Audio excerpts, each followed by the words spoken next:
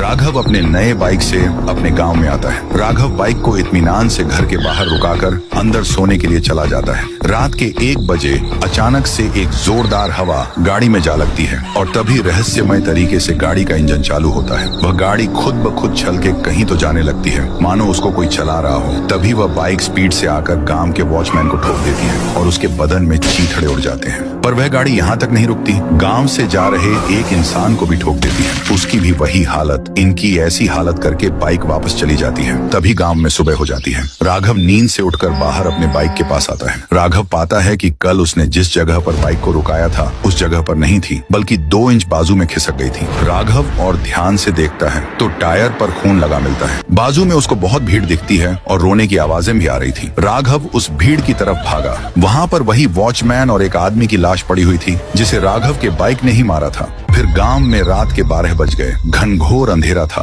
और जो होना था वही हुआ। वही हवा बाइक से टकराई और रहस्यमय तरीके से चलने लगी। उसी टाइम राइस्टार दूसरे गांव से इस गांव में बाइक से आ रहा था कि उस पर उसी राघव के बाइक ने हमला किया कि राइस्टार अपने बाइक के साथ 15 फीट तक उछल जाता है। राइस्टार पास के ब्रिज के कारण जिंदा बच पाता है। राइस्टार नीचे देखता है तो वह बाइक पागल हो चुकी थी। उसको कुछ भी समझ में नहीं आ रहा था। उसको बस इंसान को मारना था। बिना ड्राइवर के बाइक देख राइस्टार की रूह कांप जाती है। अगले सुबह राइस्टार एक आदमी को वहाँ से गुजरते देख उस आदमी के पास आता है। अरे भाई, क्या तुम मुझे बता सकते हो कि इस गांव में नीली कलर की बाइक किसके पास है? नीली कलर की बाइक तो शायद इस गांव में, हाँ, ये बाइक राघव नाम के लड़के की है। फिर राइस्टार उसको धन्यवाद करके राघव के घर की ओर निकला। कुछ मिनटों बाद राइस्टार राघव के घर पहुंचा। वहाँ राघव बाइक साफ कर रहा था। राइस्टार उसके पास जाकर उससे बोला, ए राघव, ये जो तुम्हारी बाइक है ना, वह श्रापित और भूतिया है। कल रात को तुम्हारी बाइक बिना ड्राइवर के चल के आई और मुझ पर हमला किया। अरे भाई, वही तो मुझे 3 दिन से समझ में नहीं आ रहा। जिस दिन मैंने ये बाइक लाया उसके अगले दिन 2 मौत हुई और मेरे टायर पर खून भी लगा हुआ था। कुछ तो घपला है।